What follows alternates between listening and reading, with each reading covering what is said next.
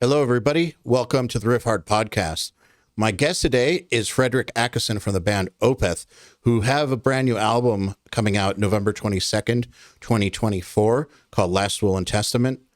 And, it's always exciting for us Opeth fans. If you don't know Fredrik, he first got known for his time in Arch Enemy.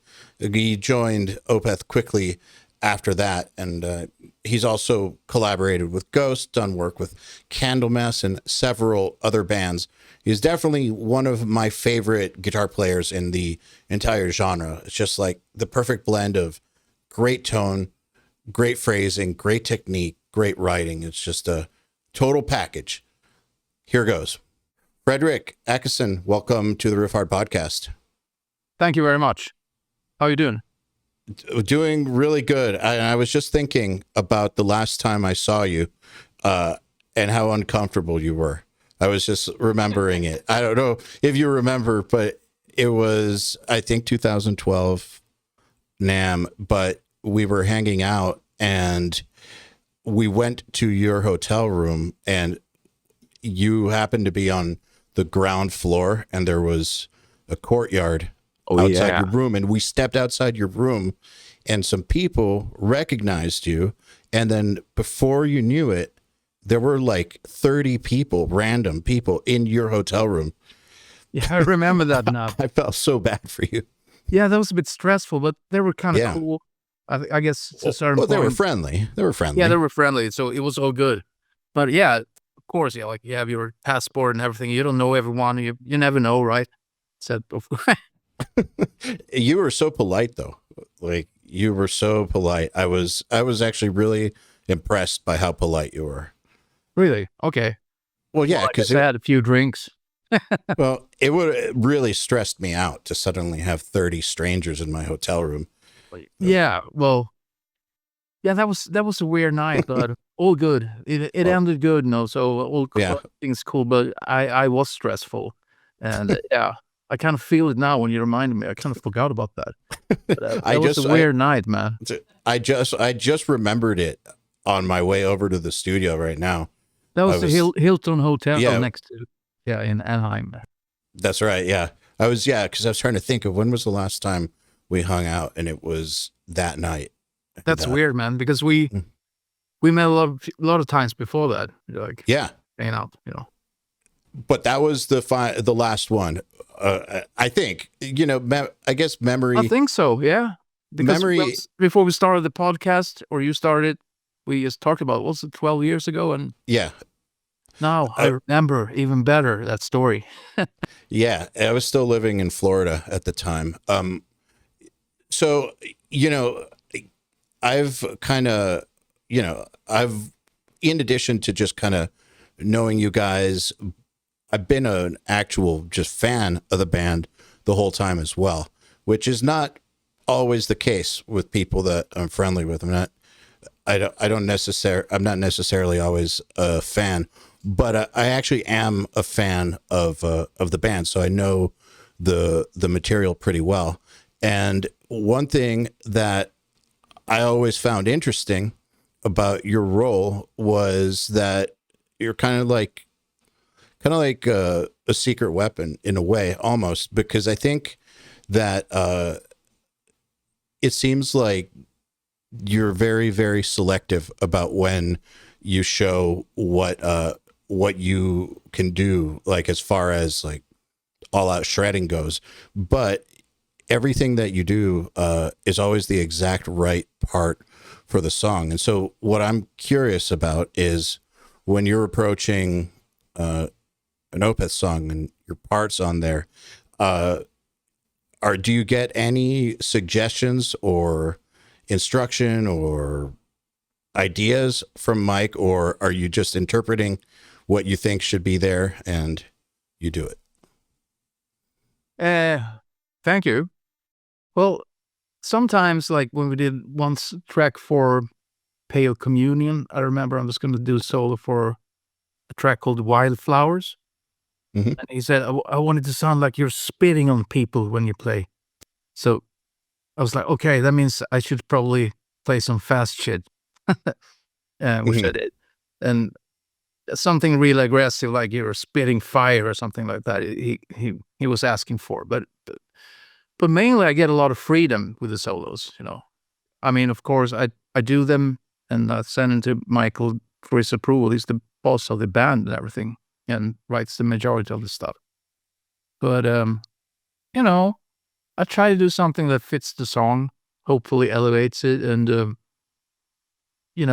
always try to step up the game, do something new for each album, even though, of course, you have your tricks up the sleeve. But on the new album, Last Will and Testament, I did all the solos, like the previous album, In Cloud of an Atom.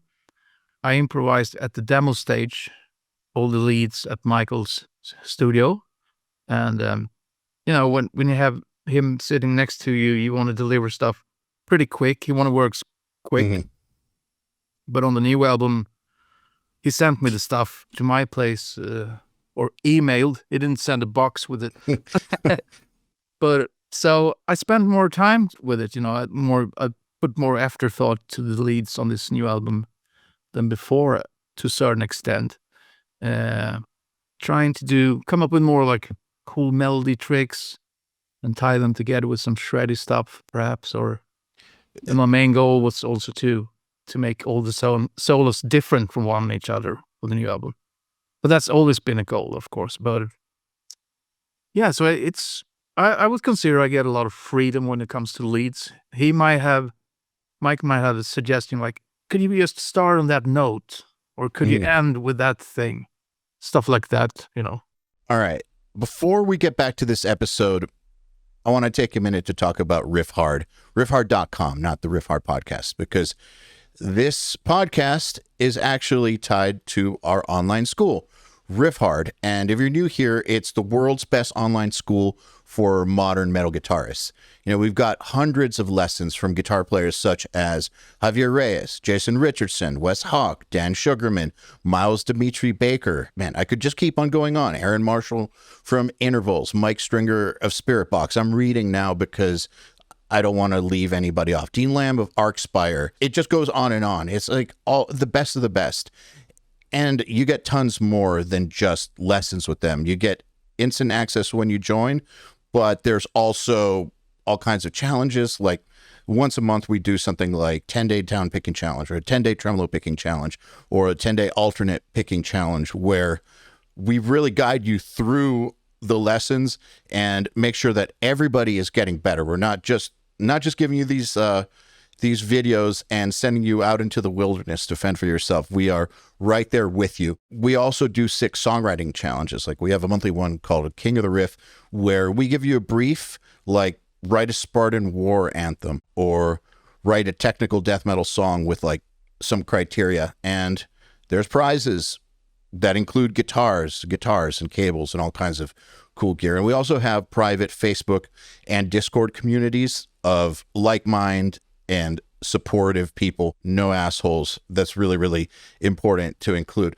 Now, with Riffhard, you also get a subscription to Nail the Mix. They live under the same site. So in Nail the Mix, you get to learn how to mix metal. You also get access to Buster Otoholm's Beginner's Guide to Recording Metal. So if you're just playing guitar and trying to record yourself, you have a band and you want to make demos for your band members, or you want to make your own demos, but you just can't get them to sound anything but garbage, or you just can't get past the starting gate, it's too complicated, we've got you covered.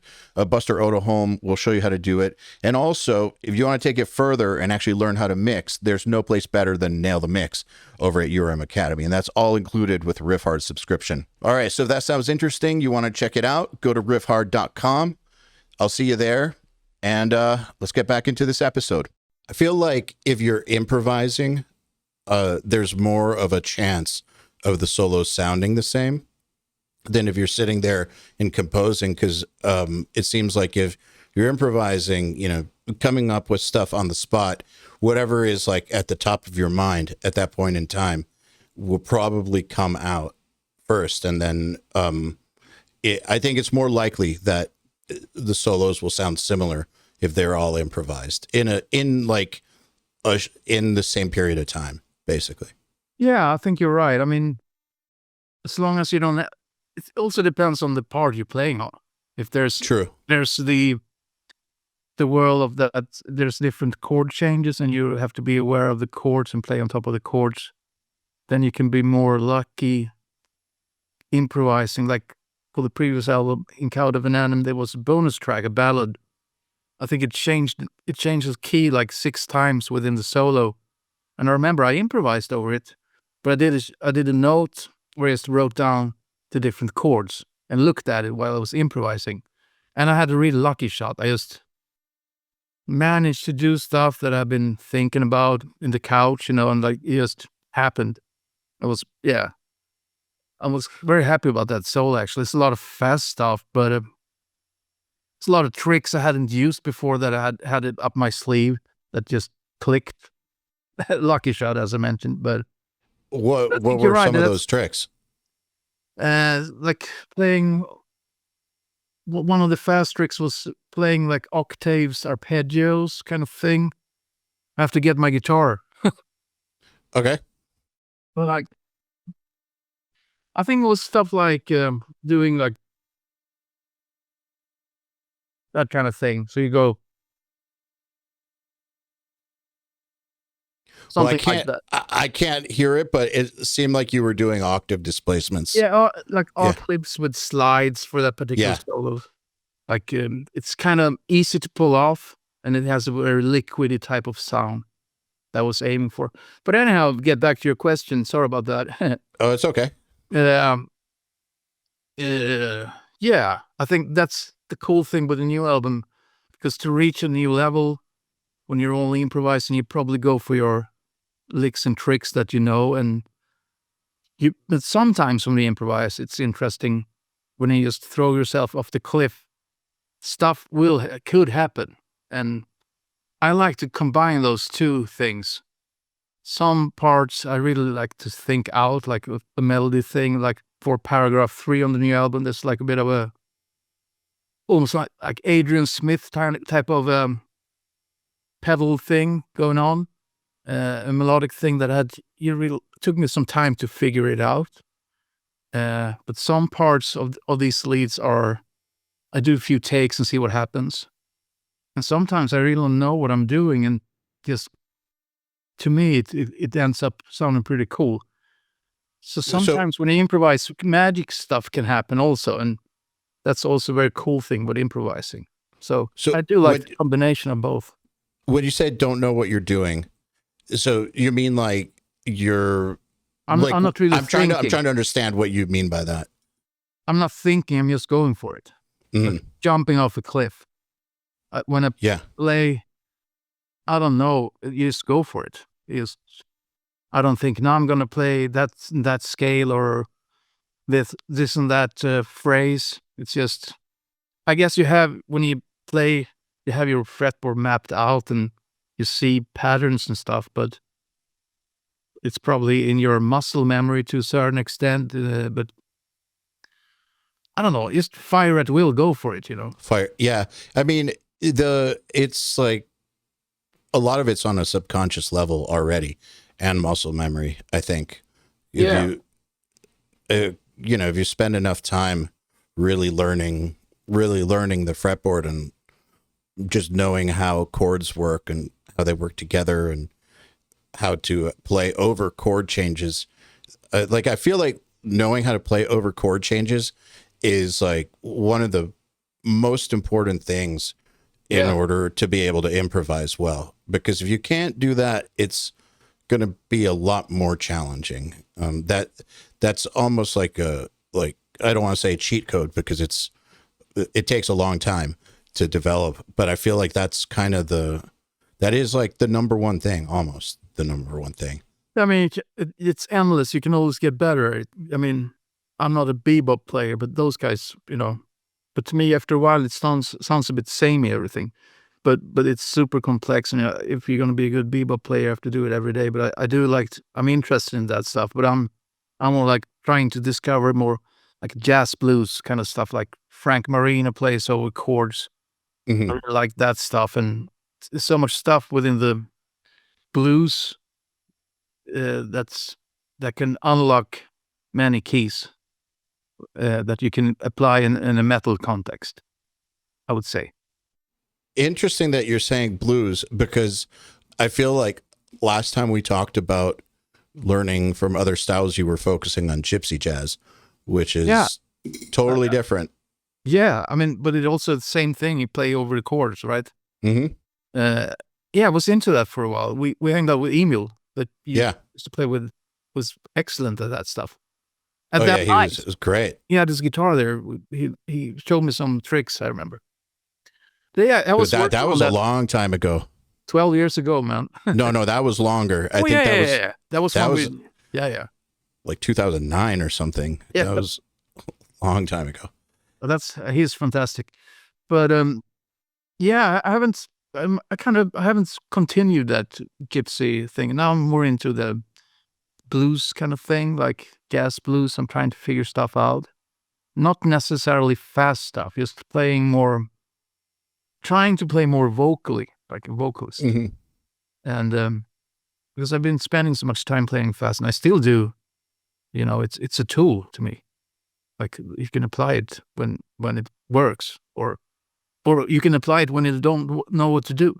Like, just play fast, which is kind of stupid, but it works. It does. When I went to school, and I was in a class for improvisation, one thing that they made us do is sing the line. Well, so by doing that, you can't play very fast, because unless if you're a singer, which I'm not, like you're very limited. And then also what it does is it makes the line that you're playing kind of like what you just said, much more vocal. Like it's like much more of like a real melody as opposed to a guitar melody. Because sometimes guitar melodies aren't real. They're like half melodies almost. Like when I think of like people calling something like a melodic metal band, and I think of what people think of it melodically with metal, it's usually not really melodic the way that you would imagine a vocalist doing a melody, or a melody in like classical music or something. But through that exercise of singing the part, it helped create real melodies, which I thought was really, really effective. And so that just what you saying, that trying to play vocally, that it made me think of that. Yeah. I remember sometimes when I get stuck, if I don't have an idea, well, how should I start this lead or whatever, sometimes I've been starting to listen to the part and sing something to it, like the starting note. And sometimes that could be easier to find an approach if you're stuck. Just try to sing something and then you learn it on the guitar. That's a pretty good trick, I think, also. I don't know anything about how Michael writes his solos, but one thing that I've always appreciated about his solos is just how well phrased they are. Yeah. They're just super classy and like super just well phrased. And I think it's because he's a vocalist. Like you can hear the structure that someone who thinks of vocal parts would, you can hear that in the solos, and it works. Yeah, definitely. Michael's it's not much he's not much into improvising, So I think you're right. It's because he's a vocalist and he really take care of like trying to find out what he wants to hear in his head and then translate it on the fretboard. Probably like maybe he perhaps sings the stuff before. I wouldn't be surprised. No, that wouldn't surprise me either. I've never seen him create a solo. It's kind of secret within that stuff. But he always put out great leads. I always actually encourage him that I think we should do more like trade-off solos that we have done in the past, a few tracks like Burden or River on the Pale Communion album. It's really fun. I like that stuff. I wouldn't mind if we bring in more of that element back. I vote yes. I mean, you guys have very complementary but very different styles, so it does work.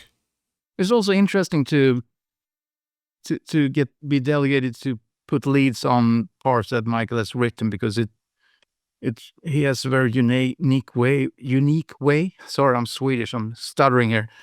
To come up with parts and riffs and chord changes and stuff like that. So that also boosts your, or at least for as I experience it, my playing. Especially on the new album, there's a track called, or all the tracks are called paragraphs, right? But paragraph 5 had really strange part to play lead on, and you can't just go for it. You have to be aware where you land. And that took me some time to figure that lead out. I've spent like a week with it. When you get mix different modes. I was into trying to find different colors, like a more darker thing and more almost like Indian type of sitar type of vibe for certain. This happy Indian guy popping up in the beginning at the end of the solo. That's what I kind of picture, because it's more of a oriental type of background to play on.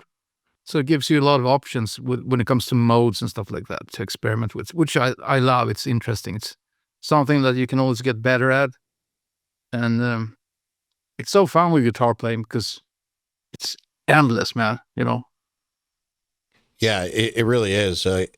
You really, one thing I've thought about with guitar playing is you have to be selective over what you are going to work on, because you could literally spend your whole life on a technique and just one technique and still need to get better at it. But there's so many options of things that you could do with guitar, and not enough time to do all of them, that it really, you kind of have to be selective, just because it actually is endless. When you get something from Michael like that's strange to play over, do you just get the audio, or do you get a chord chart, or is it just audio and figure it out?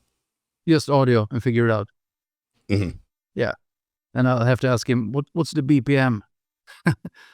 So if I have a phrase, I like to, practice maybe that one after a click, so I nail it, It's always good to have the correct BPM in your DAW as well, of course.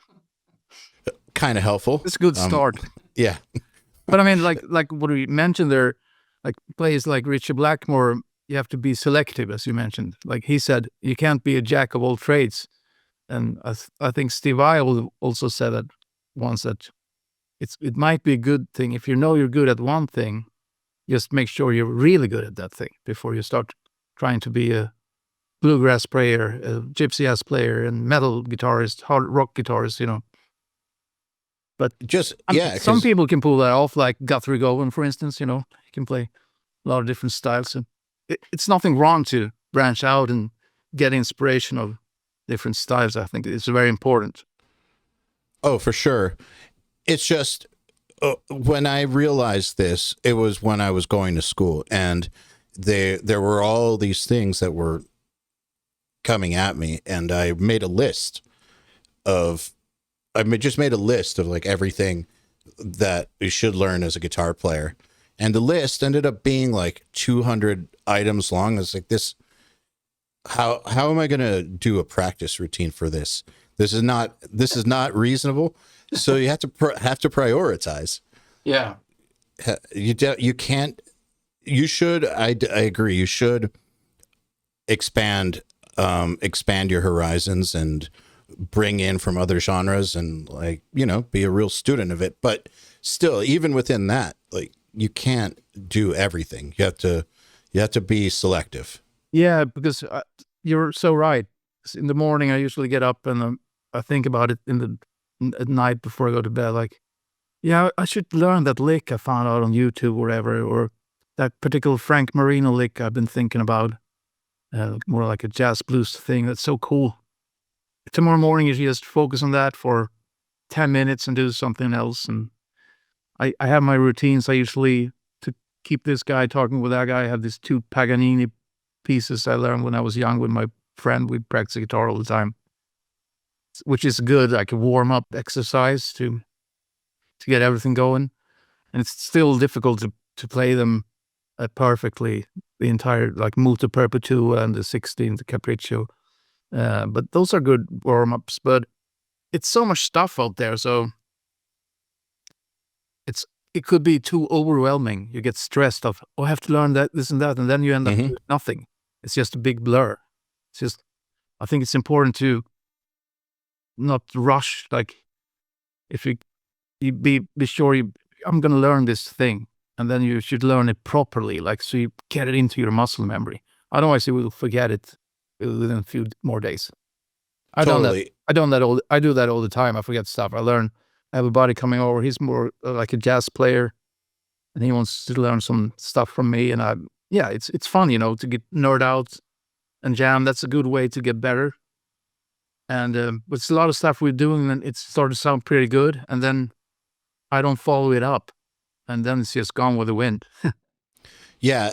So I guess between balancing actually focusing on one thing and internalizing it versus what you just said about keeping your hands synced, I think it's also important to do the required maintenance, because there's some skills that if you don't keep up with them, they go pretty quickly. Like down picking, for instance.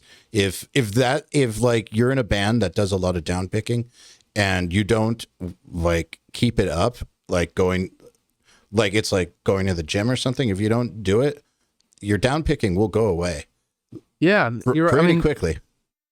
Before I was in Opeth, I was in Arch Enemy, which is totally different type of guitar playing. Down picking, more that stuff, And there's not so much with that stuff with Opeth. We have some things, But so sometimes I feel like, shit, I need to, work on that stamina thing. I have to sit down and play Master of Puppets for a couple of days or something.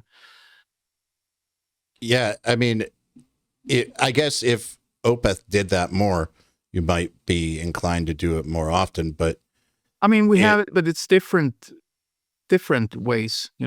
There's still a lot of stamina in the Opeth tracks. I'm not saying it's more difficult, more challenging in a way, but it's just different. It seems to me like just a different kind of challenge. It's not like down picking at 200 for like 5 minutes straight and doing all these gallop patterns and like your forearm is going to explode. Like, I think that's one type of challenge, but it seems to me like with Opeth, it's a whole different kind of thing. Longer songs, more parts, more variation, like more brain work.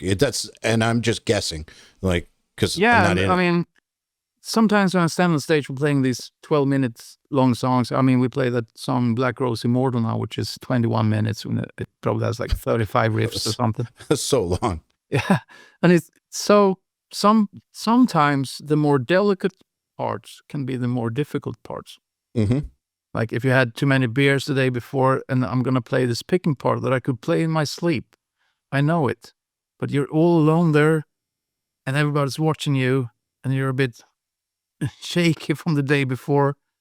That's so scary, man. I've been through that.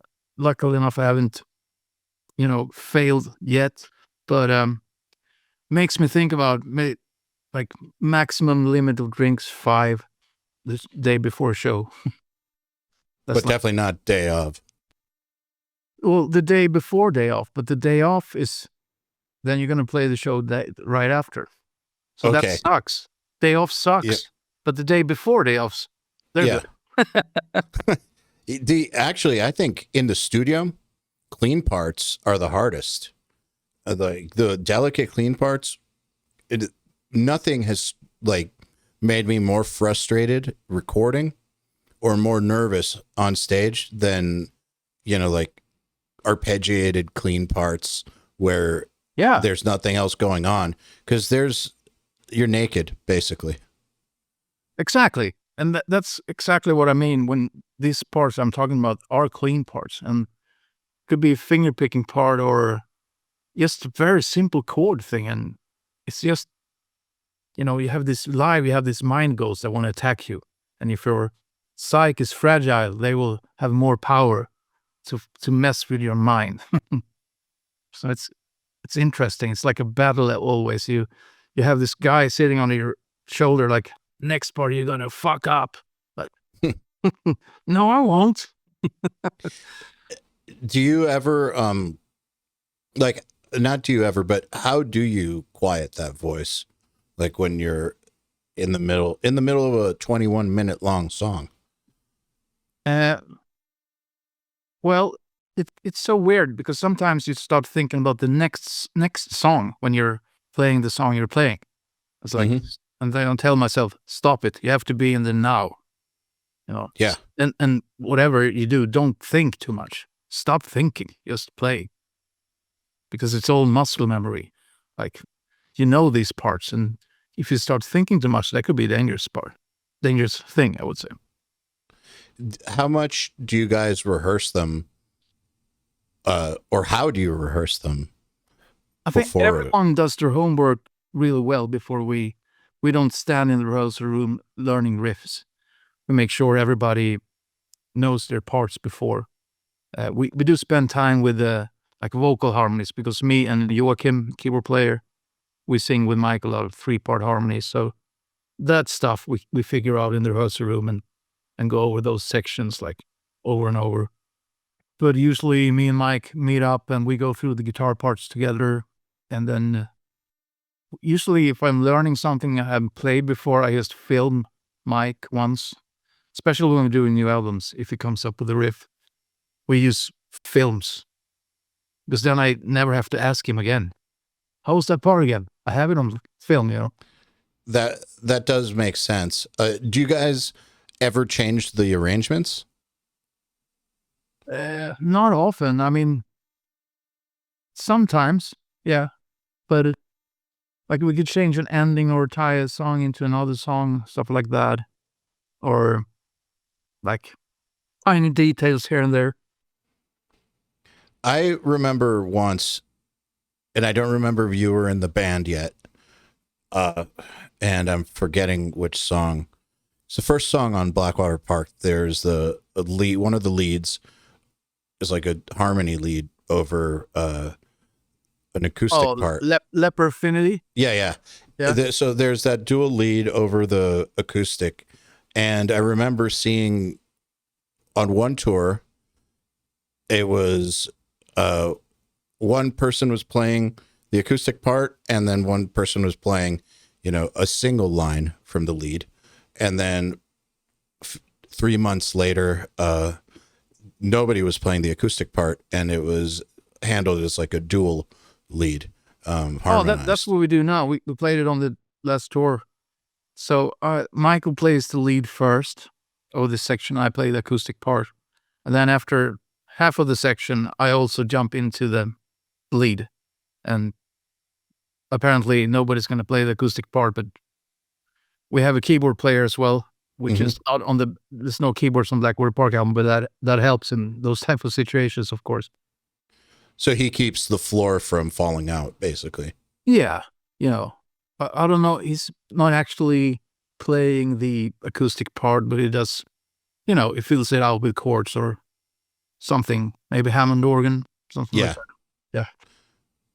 Did you guys always do it like that? Yeah. I think since I've been in the band, we always did that with that particular track. Yeah.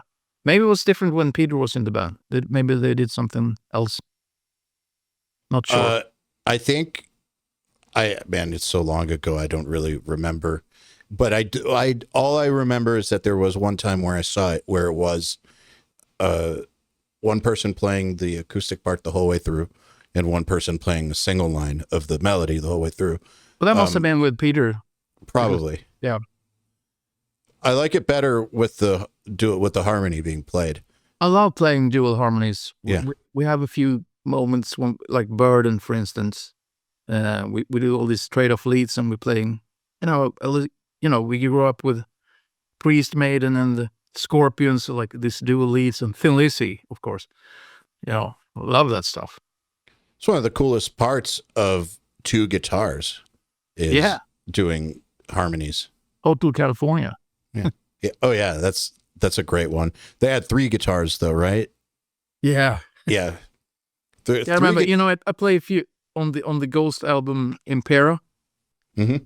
Played the guitars there, and I was in the studio for 6 weeks, 10 hours a day. And there was so many layering of recording guitar tracks. And with the harmonies, I think it was a 4-part harmony on some song, and they wanted me to dub each harmony 3 times as well, Mm-hmm. with different guitars. So it's all these massive Brian May chunks of. It was quite interesting to work with like a different producer, more like a Mutt Lang kind of production or something like that. I haven't done so many layers of guitars, and also with different amps and different guitars all the time. Yeah, that's fun to do, I think. Yeah, it's time consuming, but Yeah. it's rewarding when you listen to it. It's like, wow. I mean, you're kind of building something piece by piece. Yeah. So when you're tracking stuff for Opeth, I'm guessing, well, based off of what you just said, that you don't layer quite as much. It seems like the recording approach is more about like a single source getting the exact right tone, as opposed to like a wall of sound. Exactly. I mean, for Watershed, we did 2 overdubs each, me and Mike, because we always do the heavy rhythms or main rhythms, one left, me left and Mike right, and we did 2 each all the time. Of course, there's stuff on top of that, like leads and that are overdubbed, like once at least, So, I mean, there's definitely a lot of extra guitars on our productions. On the new one, there's tons of extra leads and additional guitars and all that stuff. But we figure, like, if you listen to old Priest album, you hear who's playing there and there. You still have the character of the player, even though they're playing the same riff, instead of having this kind of wall of guitars. Mm-hmm. It's more like a wall. Yeah. Hopefully you get a bit more character if the players are good, and it might make sense. Maybe it gives a bit more, I don't know, life, something. Yeah, I know exactly what you mean. It's a different approach, but I think, yeah, if you have 2 good players, I mean, I like both approaches. I like it when it's walls and fat and everything. Of course, that's also cool. There's nothing wrong with it, but I think with Opeth, maybe it's a good thing. I mean, you guys definitely know what you're doing, and have your style down. I'm curious though, when recording, like you were saying, there's all kinds of like extra leads and, like counter melodies and little things like that. How do you decide what gets left out live? Yeah, that's a good question. I mean, we just played 2 of the new songs live, and you have to sacrifice one of the heavy rhythm guitars then. If like we played paragraph 1, and there's a part where we have this double stop, and I got to play those instead. But it works, man. It's cool. It seems like it's still gonna sound fat. You have the keyboards could do, like you can have a distorted Hammond instead. That will cover up a lot. If you need to play a melody line, you can't skip a melody line really. Or sometimes we stick to the rhythm, and if there's a guitar melody line on the original, we get Joachim to play it on the Mini Moog or Hammond or Mellotron. So that's what we need to do live. If we have too many layers of stuff, and you have to, adapt to what you got. But you're still keeping it to 3 layers, as even if it's keyboards, guitar 1, guitar 2. Yeah. Well, sometimes you have to skip something. Yeah, absolutely. But you know what? I think live, that's actually probably better, because the more you try to get into a live mix, the worse it's going to be.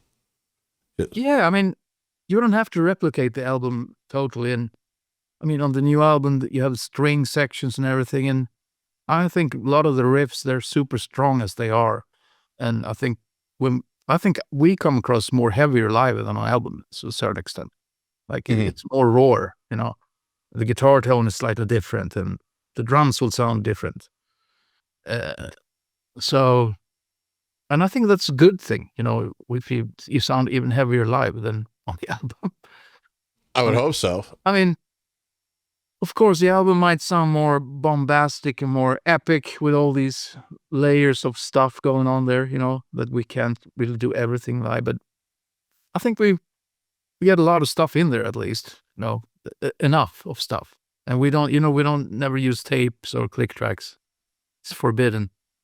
So, but we do have a sampler now, actually, because we had on paragraph 1 that we just played in the States, we have Ian Anderson's voice from Jethro Tull doing narrations. So we had our drum tech, we sample his things. So he has to hit it. We had to rehearse with him, like, that's when you're going to hit the sampler with a drumstick. And then he has to, this sampler has 4 different sounds. So then he click, next part, down.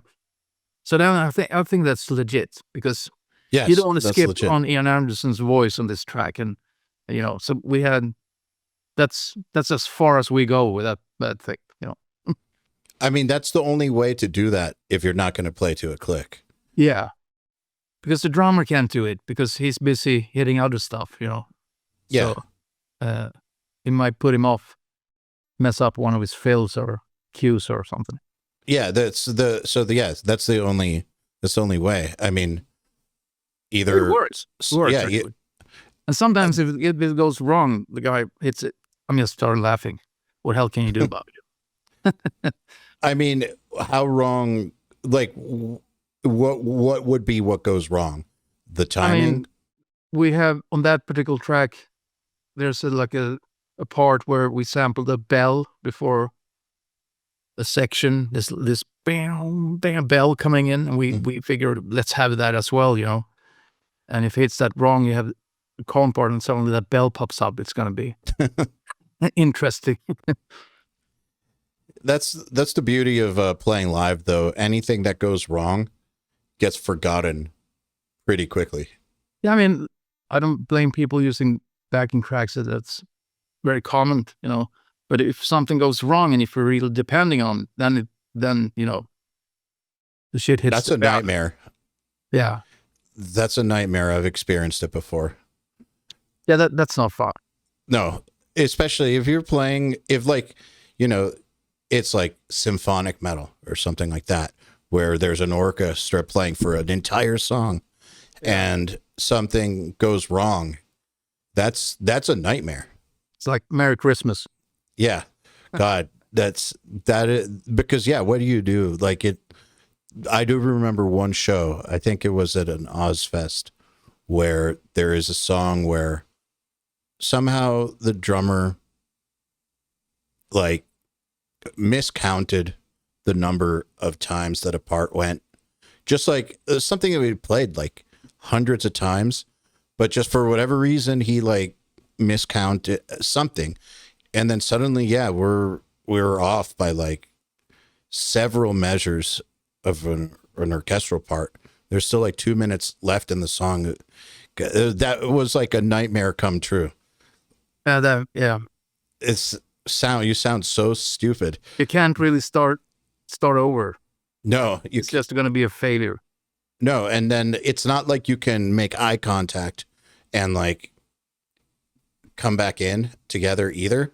I mean, maybe you could, but it's not the same as if, you know, there's a mistake, there's no click, when the band communicate and resolve this situation. Yeah, it has happened. We started over songs on a couple of occasions. I think it happened once on the past tour we did in the States. Like, but that was early in the song. Somebody fucked up something, like lost the beat, and Mike go, stop. And just being honest with it, like, that was shit. Let's do it again. But at least that's very honest. I kind of like that approach, and the audience actually started laughing. You can tell they think it's quite funny, actually. Yeah, I've seen a couple bands do that, and I've never seen that go badly. Like I mean, it only shows you're human, right? Yeah, like I think it's actually really respectable. There was a drummer from Leprous has done a bunch of really great drum videos, but I remember in one that he did, I again, I don't remember the song name, but it's some pretty crazy stuff. And he like lost a stick or something in the middle of it. And I know that lots of drummers would have edited that somehow, but he didn't. He just, like it got shitty for a second, grabbed a stick, he smiled, and then just kept going. And most of the comments on the page were about how awesome it was that he did that. And because then people know that he was actually playing. Yeah. I mean, that's just a little glimpse of the show. That's also one thing, some people, when they play a show, if you do a mistake, the biggest mistake you can do, I think, is just and it's difficult to have that gnarling on your mind, that, oh, you fucked up that riff, you played the wrong chord or whatever, you hit the wrong, you messed up the drum beat or something like that, and you shouldn't let stuff like that affect you during the entire gig. And some people they cling on to that mistake for the entire gig, and I can also do that. It puts me in a bad mood if I did a fuck up. But that's something that's good to try to work off from your mind, not to, because the audience, they will not notice it, not even close as much as you did. And even if they do notice it, they're like, okay, he did wrong chord, whatever. Now this song continues. Yeah, it's make sure you nail it the next round. I think there's a big difference between somebody hitting a wrong note or something. Then you see these videos of some like rock stars who are like total drunks or like really bad junkies doing shows and just being a disaster, and that kind of becomes a thing that. Like that's a very big difference from somebody fucking up a note or something. Yeah, totally different ball game, and that's disrespectful. That's where it is. Yeah, to the crowd, and people pay a concert ticket to come and see you. Yeah, to me, it's not real rock and roll at all. It's just yeah, but I think that we can get inside our own heads a lot about mistakes, but I think that the audience will get mad if they feel like the band or performer are, too fucked up to play. Like the audience will get mad about that, but they won't get mad about a mistake at all. Only one. Only one. Yeah, fair enough. Yeah, you get one, maybe two. Maybe two. 2.5. Okay, that's the limit. So what about the tone changes? Like, is that something that you work on or is there a tech that you work on that stuff with? Because that's also a pretty big part of it. It's not just learning the songs and being able to play the songs, but it's a lot of different sounds happening throughout. You mean live? Yeah. Yeah. No, I spent a lot of time figuring out, because we use the PRS piezo system, so we have two outputs from the guitar and two belt packs. So with a lot of songs, you have to jump in between a picking part, acoustic piezo, to heavy riff. Sometimes I use a piezo with a distorted tone, or like Grand Conjuration from Ghost Drivers. You have this part where the distorted part is actually overdubbed with an acoustic. And I figure that's pretty cool. I can actually do that now. Sometimes people look at, where's the acoustic player? But I feel it's really interesting to combine. I mean, just to be true to the original of the album. If it's possible, why not use it? So spend a lot of time with our rigs, and I'm interested in guitar gear. So Michael, that's a bit of my role in the band, to take care of that stuff. I take care of his rig. Of course, I give him, maybe you should try this. And we use pretty much the same rig live. We both use the Synergy stuff. which that's good stuff. All tube, but in a rack format. You have this mothership where you can put in different preamps, which are actually made from the actual amp manufacturers. So right now we basically have 4 different tones for the electric guitar. You have a clean tone, and you have a grunge, old man's rock tone, as we call it, and you have like rhythm and lead, more high gain. So for the high gain stuff right now, we're using this SLO2, Solano 2, which has a separate EQ for each channel compared to the SLO1. And for clean and crunch, I use the Fryette Deliverance as the Opeth track. And then for me, I use just a bunch of analog pedals, MXR, and some other stuff, Jim Dunlop. And for my acoustic chain, I have I go into a Klotz DI box, and then I actually have a little extra effect unit for my acoustic tone, because we're starting playing these old tracks like Black Rose Immortal, and there's a lot of spacey reverb on the acoustic picking parts. And I figure I can't really trust the sound guy, and I don't want to bug him with it. So I got this TC Electronic Plethora, which is like a small pedal board. You can combine all the TC's pedals, and you have 3 different stomps on it. So I could have a certain reverb, certain delay, and one with extra everything if I need for a special effect, or you build a different pedal board. So I'm using that and the TC Electronic body rest to give it a bit more body for the piezo. That piezo trick, though, I want to talk about that for a second, because I've never actually heard of someone doing dual outputs from a guitar, but that's really, really clever, actually. Yeah, I mean, you have, I guess, some piezo systems like Petrucci uses. They're all in the same jacket, and it gets split through his rig the same way. But the PRS guitars have 2 outputs, and yeah, I mean, on the guitar you have a selector switch, of course. But what's tricky, the guy, Sound of Silence, the guy here in Stockholm who builds our pedal boards, is to make this connection box, and he put in like a thing from the Lele pedals, Lele switching things. Yeah. German company. He puts those in there like a relay, and so everything talks with, I have a MIDI board that I can have my loops in and have my presets. I need my presets, of course. I spend time with different delay times for each songs, and so I have banks for pretty much each song. Some banks I can use for several songs. So spend a lot of time with that to make it perfect, and it's always changing and developing.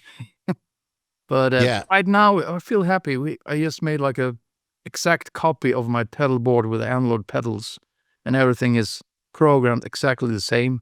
So if anything goes wrong, also with the Synergy rigs, we both have double of everything in the rack. So we have the power amp double, the 100 watt power amp or stereo, if you like, with 4 6L6 tubes in it, and then we have the 2 of the Syn 2 with identical setup.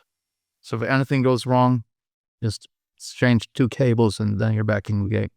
So basically you have both the backup and the main in the same rack. Exactly. Yeah. That's definitely less stressful. That's something we did for this tour. And before that, we didn't have that. We had 1 extra Synergy rack. We started using that because of fly shows, because we got tired of the digital solutions. Something we're missing in my ears. And the Synergy stuff came up, and that's pretty cool. You can actually have proper tube rig within 2 rack unit, but it still weighs a lot. I mean, the digital solution will be less expensive to carry around, and all that, it has its advantages, of course. Yeah, I mean, and it's, some people are, or most people aren't as nerdy as my ears are, of course. So it works. It's nothing negative about it. It's a lot of great stuff out there, But something happened. We did shows in Australia, and you get a rental 800 Marshall, and it started blowing up blue smoke, and it messed up like 15 minutes of the show, and that was like, that's it. If you're bringing the own power amp, then I know what it's going to sound like, and what you're going to get, Yeah, I mean, the idea of having a tube amp rig in a fly rig is awesome. Yeah, and I mean, I think that's something that's going to be happening more with different manufacturers. It's already happening, but Synergy stuff is pretty cool. I love it. It's been very reliable, and as I mentioned on this tour, this is the first time when we actually had the proper backups. That was actually what I'm going to talk about. Last time we only had one backup, but the problem is if anything happens, Michael's MIDI commands aren't the same as mine. So if it's programmed for his patches or banks, then it won't work with mine. And you can't stand there live and reprogram the MIDI assignments. So that was kind of like that's kind of scary. That's carrying around dead weight, basically. But luckily enough, the Synergy stuff, we use those for a bunch of fly rigs, flying to South America, Australia, Japan, and how people handle stuff on airplanes. Oh yeah. Especially when it's heavy. Those rigs are 32 kilos. So if you drop them, that's not good. But they managed. They never failed, actually. But this tour, now we did this kind of Murphy's Law, bulletproof backup, fingers crossed. Yeah, I mean, that's definitely the least stressful way to do it. So are both of you in the same rack? Or no, two separate racks. Two separate racks. So in that rack we have our wireless system, and we have a Furman as well, power conditioner. Mm-hmm. So, and that's it. And then I have everything on the floor when it comes to post effects and front effects. That makes sense. What about in-ears? Yeah, we use in-ears. So like your in-ears, are they in the guitar rig or no? They're with we're fortunate enough to have our own monitor guy with us. Yep. So he is responsible that's his responsibility to take care of that stuff, which is great. Yeah. So we've been working with Stefano a long time, and it's a luxury, it of course costs money, but we're fortunate to be in that situation. I think that's one of those things that if you're in a situation where you can afford it, that's a really good thing to spend the money on. But then again, I mean, it's quite easy if you buy like a Behringer rig, and you can do a lot of stuff on your own now. Like you can have everybody can have their individual mix on their cell phone, and if you just do the setup good at your rehearsal room, you're pretty good. If you're willing to build the rig I guess we need to have somebody in the band that are into that stuff and can make it work, Yeah, I mean, I've definitely seen plenty of bands and plenty of friends of mine who have built their own rig, and they're 100% self-contained in like one rack, like all the guitar stuff, all the in-ear stuff. It's like all in just one rack. And yeah, I mean, that's so cool. Kind of awesome. Yeah, and it will work. I bet you're one of those guys who could build one of those racks because you're a studio engineer and you know that stuff. Working on it right now. That's actually okay, really? All right. Yeah, that's why I'm like curious about. I'm like asking everyone like what they're doing. It's because I'm in the middle of building one of those, actually. Ah, cool. There's a few different options, man. That's like that I look at it from more scary to less scary in terms of what can go wrong. Yeah. I did a show at Sweden Rock this past summer with the old band I played in. We did a tribute show for Morrissey Jacob, who sadly passed away, actually committed suicide. He used to play with Yngwie in Rising Force with Jeff Scott Soto. This band was Talisman, like melodic hard rock stuff that I played in when I was 19. but a lot of solos and a lot of that, stuff. It's pretty cool. And we did like a tribute show for him, and I had to do a show without. I'm kind of spoiled now, having guitar techs and everything. And I had to play this big festival, 30,000 people watching, and do everything on my own. Like when it comes to teching, putting all the amps up. I had a couple of Friedmans I run in stereo, total different rig. But what I'm aiming at or coming to is the sound guy we hired for this job. He went down, we rehearsed once, and he came down and did all this monitoring stuff. So he recorded our rehearsal, and by doing that, he took the rehearsal tapes to his studio and mixed the live sound he was going to do at the festival because the changeover was so quick. And also what we're going to hear in our in-ears. So he was running everything from front of house, and it sounded killer. It was just because he did it at the rehearsal room first, like a rehearsal for him and us, and also he did actually mix the foundation of the live sound before we even got to the festival. I was really blown away, actually, how good that sounded. I mean, it's a very logical thing to do, right? Like, especially with in-ears, if you're playing on in-ears, the whole idea is that it's the same mix everywhere, every time. Like nothing, that's the whole point of it. So why not just do it at the rehearsal space? Yeah. I mean, that was so cool. That was next level shit, man. Yeah, I feel like dudes who are actually good at doing that, like, and getting it sounding killer, that's like a very specialized kind of skill.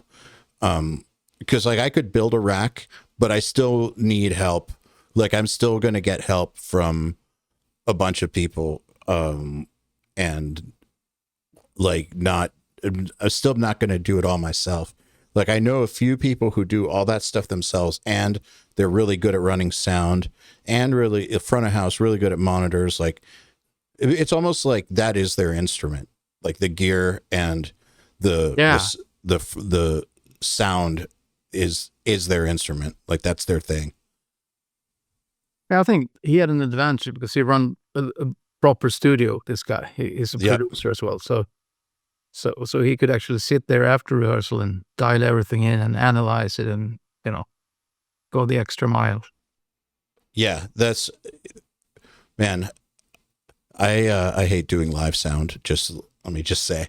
I don't envy those guys, but I do admire them because especially going to festivals, you have this short changeovers. I don't know how they do that stuff, But I guess they have this little, now it's easier. You have this little memory stick and you put it in, but if something goes wrong, like you have playing this festival of 50,000 people, and it would be too stressful for me doing something like that. I can't do it even, but I mean, I would die trying. Yeah, and as opposed to the studio where you can take your time to fix a problem, you don't. Oh, yeah. But that's actually a really good skill. Sometimes I think studio engineers take too long with shit because they're so used to having time that they actually will make worse decisions because they're used to having something and then questioning it and tweaking it and then tweaking it and then tweaking it and then fixing something and then tweaking. Live guys have to do it right then and there, make a decision, commit to the decision, and move on. And that's a really good skill, I think, to have. Definitely. I mean, that could be, for me, quite annoying if you're in creative flow in the studio, you want to, the parts, you got the sound down, and somebody starts messing about with stuff that really doesn't matter. That can be very irritating to me in the studio situation. That really takes my edge off, like, because I want to, get rolling when you're in the studio, nail the stuff, especially when it comes to doing big chunks of like the foundation, the rhythm guitars. When it comes to leads and stuff like that, then you can be a bit more spacey. Well, the thing about like the engineer, like slowing it down, is if you start to lose your warmed upness and lose your focus, it's really hard to get back there multiple times.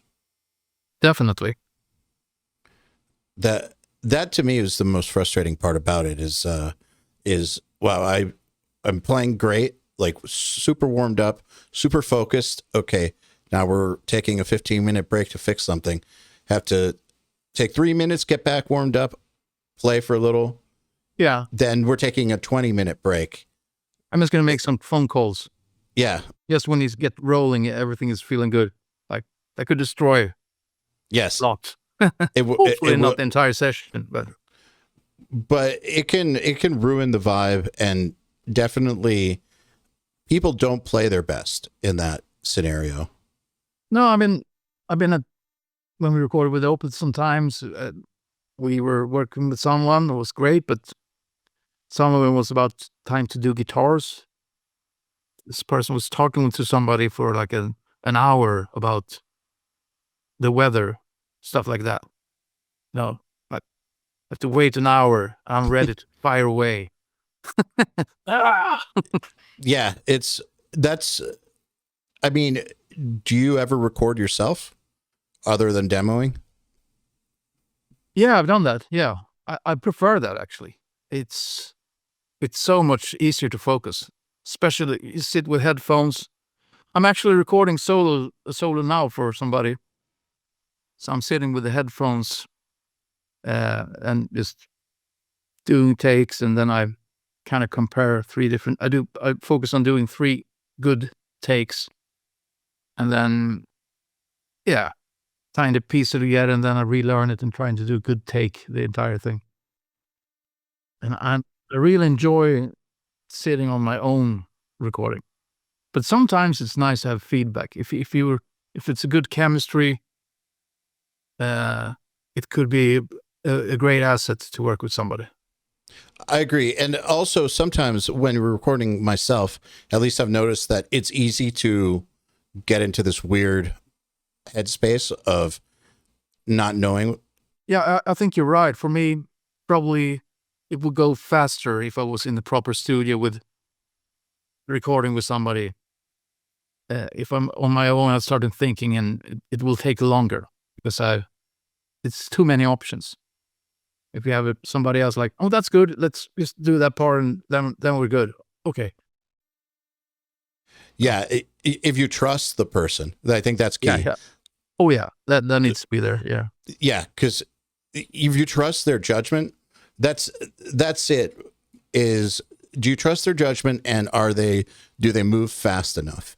Then I think it's fantastic. But if they don't move fast enough, and I don't trust their judgment, then I wonder, what am I even doing? Like, I should be recording myself. However, then when I'm recording myself, I don't trust my own judgment always, because it's like, is that good enough or not? Like, could I do that better or not? Or am I imagining this? Because, like, you'll like record yourself and think that something's fucked up and like really be like hearing this issue, and then come back the next day and the issue's gone. Exactly. I think that's a good way to handle those when you get in that type of mind frame. And just start thinking, is this even good? Then you should take a break and walk away from it and listen to it. Go grab a coffee or something, and go take a walk, and then go back like, oh, it's actually, then usually you get surprised like, oh, it's not that bad actually.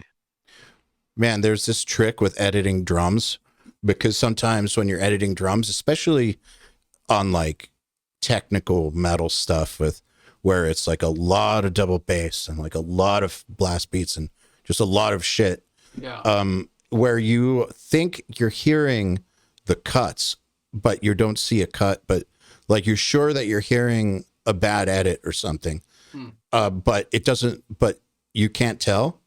If you just close your eyes and then listen to it, you'll know immediately. And then what I've noticed is if I close my eyes and listen to it, like 90% of the time that I thought that there was something wrong, there isn't something wrong. And it's just me seeing the screen that's fucking with my head. Yeah, you see all those. Yeah. And yeah, that's a good idea. That's a good trick. I mean, just close your eyes and listen for a while and just listen.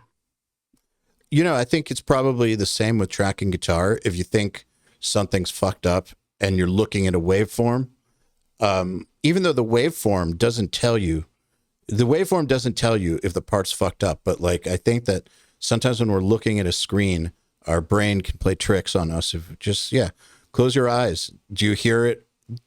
Do you hear the mistake? Is there a mistake? Yes or no? And then you know. I was just, before I started doing interviews tonight, I was working on the solo, and I had this ending note of the solo, and I really liked it. I just want to put that in there. And I was starting editing, just, make it, I didn't want to I want to sound very natural. Somebody called it cheating, but I don't think so. I mean, it's just, if you're in this environment and you can do that, it's a recording. Why not? Yeah. It's no point redoing the entire solo, trying to chase that magic note. Again, you won't find it anyways. That's not cheating. No. So, and I see this little edit and I listen, I take out the backing track, take out all the reverbs, echoes and stuff, just listen to it dead dry. Like, I can't hear anything. And with music, you definitely, but still, I see that little thing. Like, does it really sound natural? And exactly the same as you mentioned. Absolutely. Yeah, totally. And if you close your eyes, that's the real test. It's good to have, when you want to put in a note, to have a little scratch from the previous take before. Leave a little bit of dirt in there. Dude, sometimes I'll punch in that moment. So I'll do a loop record of just the transition between the ending of the previous take and the beginning of the next take. I'll just play those two notes and just record a bunch of them, and then just cut out literally the tiny little space between them and insert that, and then they'll usually solve the problem. And I mean, cool. It's like a microsecond of noise, but there's something about the way that you finish a note and the way that you start a note that makes the difference between it sounding natural. So it's like that micro transition between the two, where it's like the glue almost. Yeah, definitely. People think I'm nuts when I've done that, but I think it makes a huge difference. Just how many loops do you do? Like 50? No, just to get one little, just like 3 or 4. Yeah. Otherwise, you go mental. You're gonna analyze 50 of those micro. Yeah, you're getting crazy if you do more than that. Sometimes just one, but it doesn't matter if you play either of the notes right or wrong. What you're trying to get is the sound of the transition. So you can play them. Say that it's a jump that's kind of hard to land, you're ending a solo on a really high bend, but you have to get there. And you could do it if you practice it enough, but you're not there yet. Especially when you're coming up with a lead, and then of course when you're going to play it live, you have to relearn it, and then you can do it. You have to be able to do it. Yeah. But when you're coming up with stuff, you haven't really practiced it. No. Sometimes. No. And also, you might not know the best way to play it yet.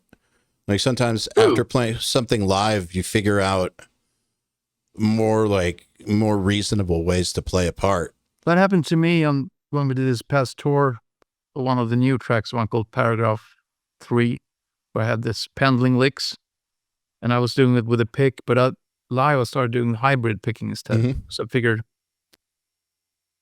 it's so tricky. These high, you have to jump from the D string to the high E, these interval jumps to get them really clean. So I figured I'm going to try the hybrid thing instead, and it worked. So it's interesting how things can change sometimes. Yeah, when we do playthroughs on the Riffhard site with people, it's interesting if they have toured on the song or not when we film it. If they've toured on it, it'll always, like almost always, be different than the way they played it on the record. Almost always, like because when you're recording, if you're just writing it on the spot, like you definitely, that's part of why I think it's not cheating on a recording, is there's no way that you're going to play it better than after having played it 200 times on stage. No, that's a total different ballgame. Yeah. Honestly, man, the best way to record a record, it doesn't exist. Like, I feel like if a band could tour on a record, do the tour cycle and then record the album might be better. Yeah. I mean, we did many albums with Opeth when we didn't even rehearse before going into the studio. Like, everybody rehearsed, of course, on their own. Like, maybe Martin Mendes and Axe was jamming around just bass and drums. And me and Mike were sitting, going through the guitar parts, But on this last one and the one before in Cloud of Venom, we rehearsed. So before going in doing the new one, Last Will and Testament, me and Valtteri just played the songs. We probably rehearsed like 20 times before we played the entire band. And that was really good for me to be able to nail all the rhythm parts with just drums, because you had nothing to lean upon. You couldn't lean upon other guitar parts or vocal cues or bass cues or whatever. And the rhythm layers on the new album is pretty tricky. It's a lot of polyrhythmical stuff. So, and the drums are a lot of times 4/4, but there's so much. It doesn't sound like 4/4 because it's a lot of polyrhythmical stuff going on. Yeah, that fools me, at least. It takes me a while to get it into my system, So that was, I guess that, like, if you record it when you already have it in your muscle memory versus learning it right then and there. No. I have to be super confident with all the parts before I go into the studio. I hate being insecure. You have to play. You want to play them with confidence, Yeah, dude, it makes a huge difference. And that's a great trick, just to go play them with the drummer, just guitars and drums. Because you can't hide behind anything. Yeah, I think that sometimes people trick themselves by, if they try to learn a song with too much other stuff playing at the same time. Yeah. Or if they use like Guitar Pro and play along to Guitar Pro, and they're hearing the Guitar Pro MIDI equal volume with their guitar or something, and it's perfect. Or they're playing along to the demo, but they're hearing their part in the demo, and then they're also playing their part, so they're hearing it played correctly. Yeah. Like, I've tricked myself like that, and I've seen a lot of people trick themselves like that. I really do think you need to play it to just drums, or depending on the part, sometimes just do a click. If you really want to hear, really want to hear every little detail in what you're doing. Yeah, definitely. One other trick I like to do when I'm going to learn a new set list with a band. Of course, at first I play along with the album. I learn the parts, but then I rehearse it just on my own, only playing just me, nothing to lean upon. So if I can remember all the parts, tie them together just on my own, it's great practice before going on stage. Like, because it's easier to play with a band than remember everything on your own. No click, just tapping your foot, just me. It has to be solid all the way, all the parts. That's great. Man, I think that's a good advice, actually. Record that and analyze that. That could be kind of terrifying, but to play good, you have to play bad. You have to allow yourself to play ugly. You probably shouldn't do it next to your girlfriend, but no. or your cat. No, or anybody. But I think people are sometimes afraid to sound bad, and I think that's a mistake. They're afraid to sound bad, afraid to write a bad part, and then they don't go through the process of being bad and then getting better. But like kind of what you just said about playing the song by yourself, I feel like, if you were to record, like if you're getting ready for a show or a tour and you have a month, if you were to play each song even one time a day, but like record yourself and then just listen,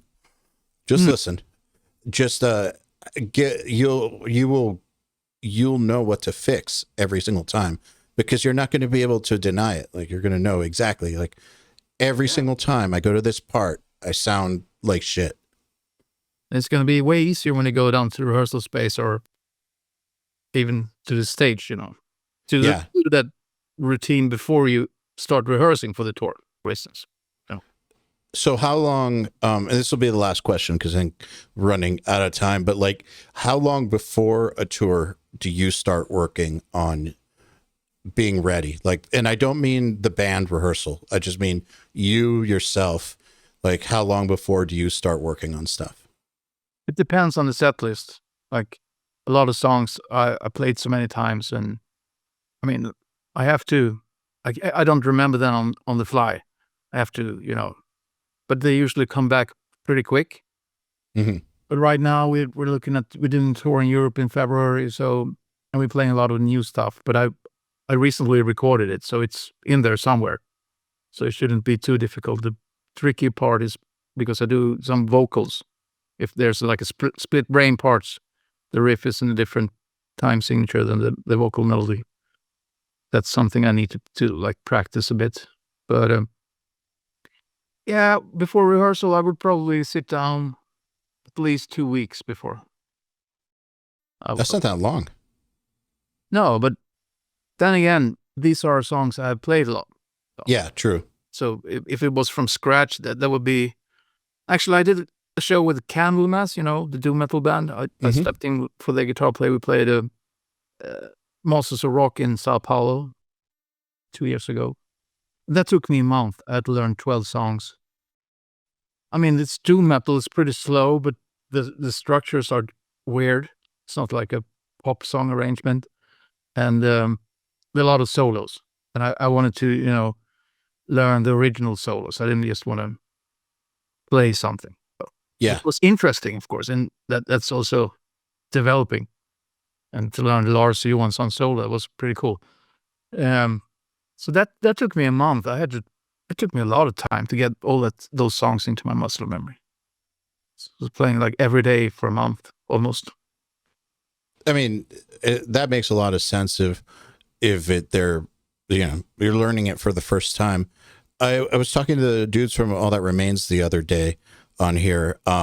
Jason Richardson is their lead guitar player. He's like insane, and he takes a month just to get ready for All That Remains stuff, even though he can play way crazier stuff, just because of the stamina involved with downpicking, because they downpick almost everything. Like, he'll spend a month or a month and a half just getting ready for a tour, just so that he never feels uncomfortable on stage. I notice now also getting ready for a tour sounds a bit boring, but I'm not 25 anymore, so I really have to put time into exercising. Oh yeah. I try to go to the gym at least 4 times a week and running and walking and get my steps every day.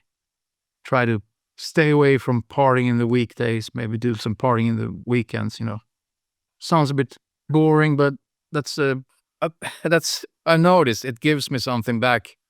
Like, I get more power and stamina on the tour. Mm-hmm. It's a good... I need to do that stuff before tour.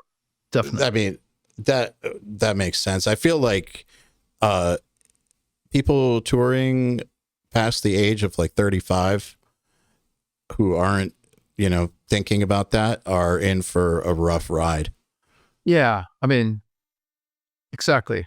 I've been living pretty rough. I mean, I had this tiny little heart attack when we did 2018. So I put in some stents here in my surrounding vessels. Mm-hmm. So after that, I kind of, started going to working out a bit more and healthy since then. Yeah, that must have been scary. Yeah, I was doing the recording of Incauda Venenum. So I was hospitalized for 2 days, but then I went straight back to the studio and finished the album. So it was but it was scary, of course. Yeah. It was a minor one. So, but it really made me thinking, Yeah. No more tobacco after that. Yeah, that's probably a good thing. And I mean, no more tobacco and working out 4 times a week. That's like life-changing. Yeah, I mean, I still drink my beers, I have my fun, eat my whatever, but it has to be a balance. But still, like if you weren't doing that before and you were smoking, like or you're dipping or whatever, like that's a massive difference. It is. Yeah. The body is amazing if you give something back. Yeah, true. Very true. Well, Fredrik, man, thank you very much for taking the time to hang out. It's been a pleasure catching up. Likewise. I enjoyed it. It was good, interesting talk, Yeah, for sure. And hopefully we'll bump into each other sometime before the next 12 years. Yeah, I hope so. Yeah, for sure. Then we're getting pretty old. So, yeah, hit me up if you come to Sweden and send me a mail if you're passing through your neighborhood if you want to come to the show. Sure, will do, man. Yeah. Dude, thank you very much. Thank you. Take care.